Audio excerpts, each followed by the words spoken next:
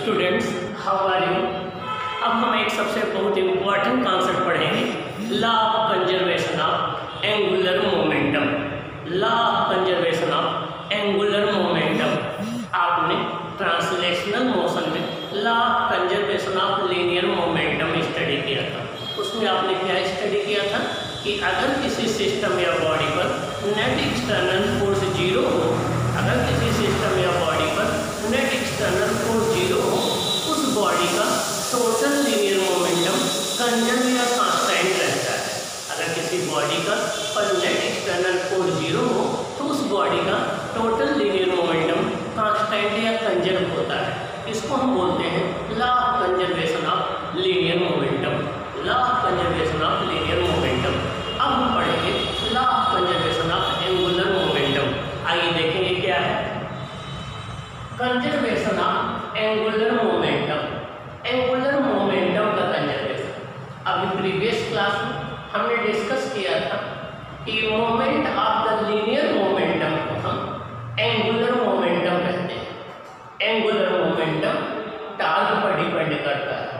अगर किसी बॉडी पर कोई टार्क ना एक्ट कर रहा हो, net moment of force zero हो या नेट टार्क जीरो हो, तो उस बॉडी का टोटल एंगुलर मोमेंटम कांस्टेंट या कंजर्व होता है। If no external torque is acting on a particle और body, its total angular momentum remains constant और कंजर्व। अगर किसी बॉडी का पर नेट एक्सटर्नल टार्क जीरो हो तो उस बॉडी का टोटल एंगुलर मोमेंटम कांस्टेंट या कंजर्व होता है। हमें पता है कि न्यूटन सेकंड लॉ होता है F net equal to dP upon dt। F net equal to dP upon dt। ठीक इसी तरीके से रोटेशनल मोशन में न्यूटन सेकंड लॉ होता है dL upon dt equal to tau net external. अगर टाउ नेट एक्सटर्नल जीरो होगा तो dL अपॉन dt क्या होगा?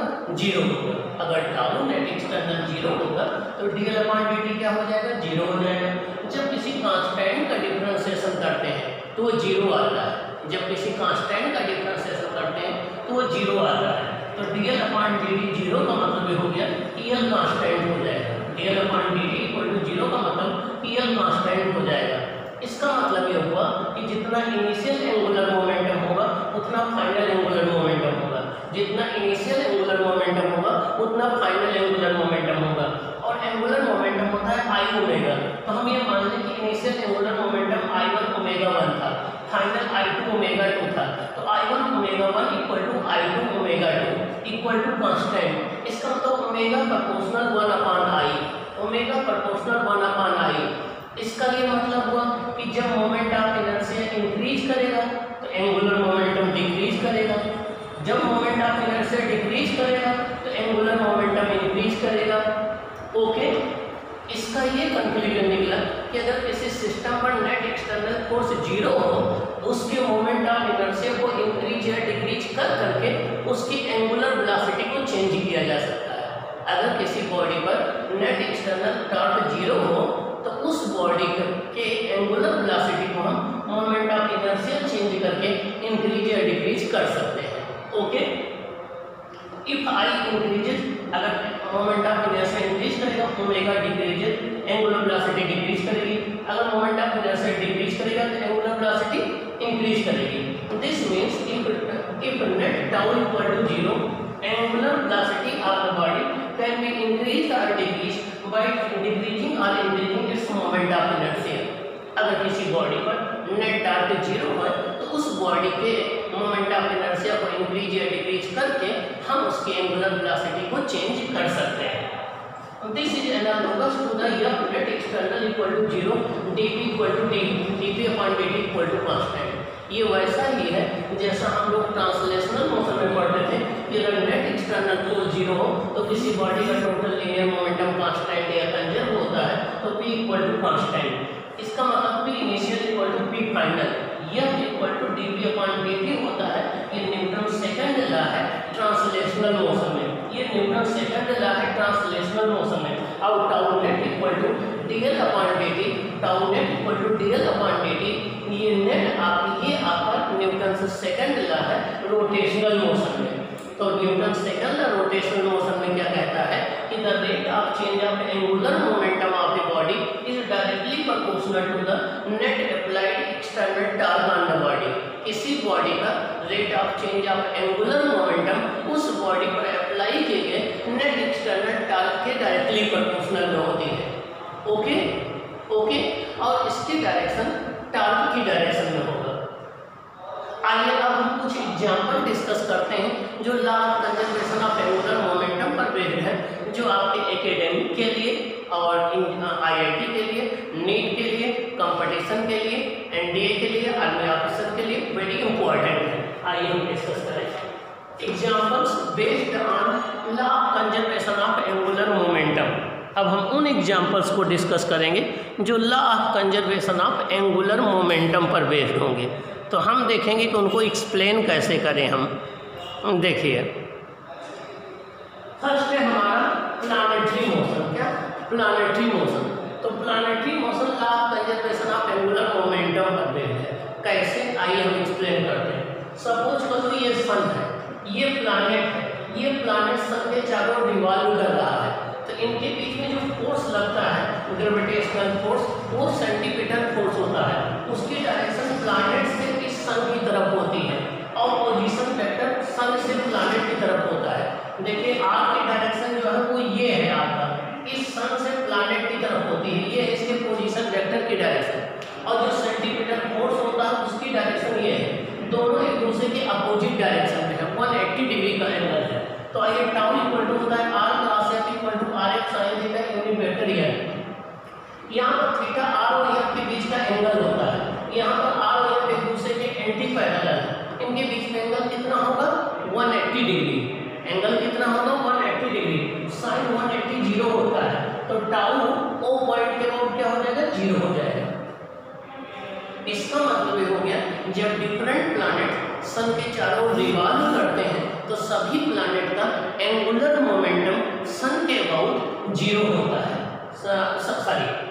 सभी प्लैनेट का एंगुलर मोमेंटम सन के अबाउट कांस्टेंट रहता है। इसका मतलब ये हुआ कि जब भी डिफरेंट प्लैनेट सन के चारों रिवॉल्व करते हैं तो उस पर नेट टार्क तो जीरो होता है, नेट टार्क जीरो होता है सन के अबाउट, और सन के अबाउट टोटल एंगुलर मोमेंटम उनका क्या होता है? कांस्टेंट या कंजर्व होता है। So angular momentum of planet about sun remains constant और कंजर्व। अब इसका एप्लीकेशन न्यूमेरिकल में कैसे होगा? आपके IIT मेंस में कैसे होगा? नीट में एप्लीकेशन कैसे होगा? KVPY में कैसे होगा? NDA में कैसे होगा? आइए हम देखते हैं।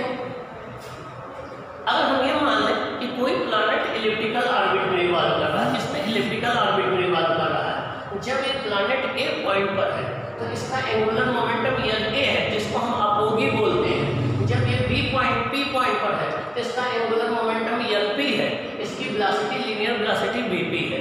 अब जब इसके चारों ओर रिवॉल्व करेगा तो इसका एंगुलर मोमेंटम कांस्टेंट रहेगा।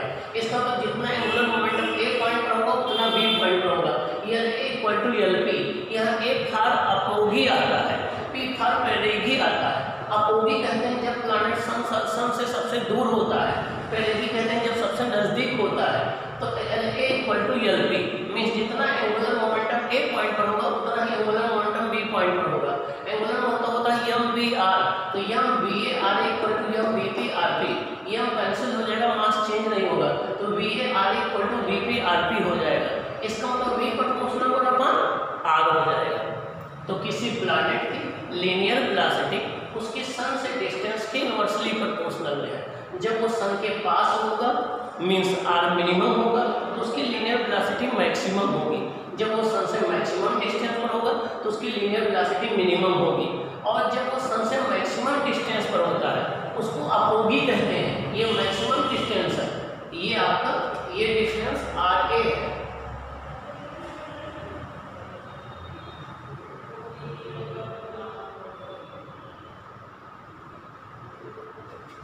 तो जब कोई प्लैनेट सन से मैक्सिमम डिस्टेंस पर होता है तो उसको अपोगी कहते हैं, ये RA है। उस समय उसकी लीनियर वेलोसिटी मिनिमम होती है। जब वो सन से मिनिमम डिस्टेंस होता है उसको पेरिगी कहते हैं, उस समय उसकी लीनियर वेलोसिटी मैक्सिमम होती है। तो ये चीज़ हम law of conservation of angular momentum पर एक्सप्लेन कर सकते हैं। अब यहाँ पर देखिए ये जो फोर्स एक्ट कर रहा है ये पॉइंट O की तरफ एक्ट कर रहा है और ये केवल R पर डिपेंड करता है। तो वो फोर्सेज जो पॉइंट की तरफ एक्ट करते हैं, वो फोर्सेस जो किसी एक फिक्स पॉइंट की तरफ एक्ट करते हैं, either towards a fix point और away from a fix point, और केवल पोजीशन डिपेंडेंट होते हैं, उन्हें हम सेंट्रल फोर्स कहते हैं। क्या कहते हैं? Central force. Are those forces that are always acted towards a fixed point और away from a fixed point, उन्हें हम सेंट्रल फोर्स कहते हैं। ग्रेविटेशनल फोर्स एक सेंट्रल फोर्स है, और जब कोई बॉडी सेंट्रल फोर्स के अंतर्गत मूव करती है तो उसका एंगुलर मोमेंटम कंजर्व होता है। जब कोई बॉडी सेंट्रल फोर्स के अंतर्गत मूव करती है तो उसका एंगुलर मोमेंटम कंजर्व होता है। ओके, तो ये रहा पहला application law of conservation of angular momentum का। आइए हम दूसरा एप्लीकेशन देखते हैं।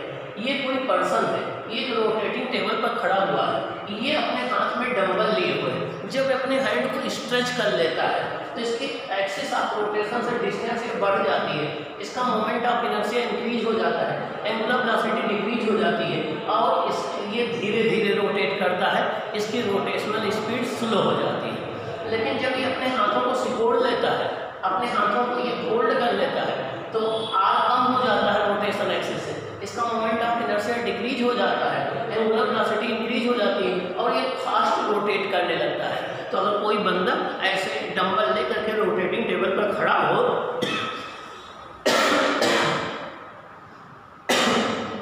उस केस में जब वो अपने हैंड को स्ट्रेच कर लेगा तो मोमेंट ऑफ इनर्शिया मैक्सिमम होगा, एंगुलर वेलोसिटी मिनिमम होगी। जब वो फोल्ड कर लेगा तो मोमेंट ऑफ इनर्शिया मिनिमम होगा, एंगुलर वेलोसिटी मैक्सिमम होगी। ओके, आइए हम नेक्स्ट केस देखते हैं। तो changing the angular speed of rotation when a man standing on A rotating table stretch his hand, अपने हैंड को स्ट्रेच कर देगा, आई इक्वल टू एम पर इंक्रीज हो जाएगा, ओमेगा डिक्रीज हो जाएगा, उसकी स्पीड स्लो हो जाएगी। फोल्ड हिज हैंड, अपने हैंड को फोल्ड कर देगा, आई डिक्रीज हो जाएगा, ओमेगा इंक्रीज हो जाएगा, उसका मोमेंट और एंगुलर वेलोसिटी क्या होगी? इंक्रीज हो जाएगी, वो तेज रोटेट करने लगेगा। दस he can change his angular speed, वो अपनी एंगुलर स्पीड को चेंज कर सकता है। A dibber takes somersault while jumping from spring board, जो डिबर होते हैं, गोताखोर होते हैं, जब वो स्प्रिंग बोर्ड से जंप करते हैं तो वो एयर में ही सोमरसॉल्ट लेते हैं। सोमरसॉल्ट मतलब वो अपनी बॉडी को फोल्ड कर लेते हैं, जिससे उनका एंगुलर मोमेंट, जिससे मोमेंट ऑफ इनर्शिया उनका कम हो जाए, एंगुलर वेलोसिटी इंक्रीज हो जाए, और कई बार वो टर्न कर सके एयर में। तो वही लिखा है, by doing so he can increase his omega, जिससे उनका ओमेगा इंक्रीज हो जाता है। So he can perform many turns in the air before jumping on the water, water पर गिरने के पहले वो एयर में ही कई जो है बार रोटेट कर लेते हैं अपनी बॉडी को, इसलिए वो सोमरसॉल्ट लेते हैं। ओके, तो ये एप्लीकेशन रहे law of conservation of angular momentum पर भी। अब और कुछ एप्लीकेशन है, उनको हम नेक्स्ट क्लास में डिस्कस करेंगे। ओके।